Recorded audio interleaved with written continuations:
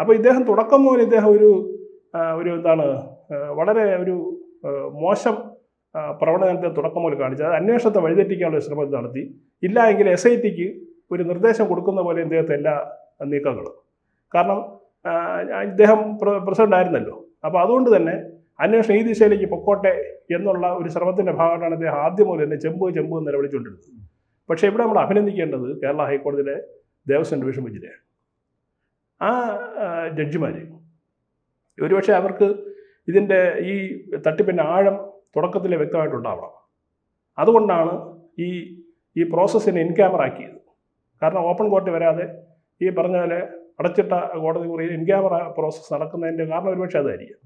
അപ്പോൾ ഇതിൻ്റെ ഒരു തീവ്രത അല്ലെങ്കിൽ ഈ തട്ടിപ്പിൻ്റെ ആഴം ഈ ജഡ്ജിമാർക്ക് ബോധ്യപ്പെട്ടതുകൊണ്ടായിരിക്കാം ഒരുപക്ഷെ ഈ വളരെ കരുതലോടുകൂടി SIT നിർദ്ദേശം കൊടുക്കുകയും സമയം SIT റിപ്പോർട്ട് വാങ്ങുകയും ഓരോരോ ആളുകളെ ഇതിൽ ബന്ധപ്പെട്ട ആളുകളെയൊക്കെ ഇങ്ങനെ കണ്ണികൾ ചേർത്ത് അറസ്റ്റ് ചെയ്തുകൊണ്ടിരിക്കുന്നത്. അതിലെ ഒടുവിലത്തെ കണ്ണി നമുക്ക് ഒരിക്കലും പത്മകുമാറിനെ പറയാൻ പറ്റില്ല. പത്മകുമാർ പത്മകുമാറിന്റെ മൊഴി മന്ത്രിക്കെതിരെ ഉണ്ട്, ഉറപ്പായിട്ട് വരുമല്ലോ. കാരണം ഇപ്പോൾ ഒരുത്തൻ പിടിക്കപ്പെടുമ്പോൾ മറ്റൊരാളുടെ പേര് പറയാതിരിക്കാൻ കഴിയില്ലല്ലോ. ഇല്ലെങ്കിൽ ഇയാൾ അങ്ങനെ മന്ത്രി പിടിയിലാകുകയാണെങ്കിൽ ഇത് CPM-ന്റെ ഒരു ഗൂഢാലോചന ആയിരുന്നിരിക്കുമല്ലോ. തീർച്ചയായിട്ടും അല്ല. ഇപ്പൊ തന്നെ നമുക്ക് CPM-ന്റെ ഗൂഢാലോചനയാണല്ലോ.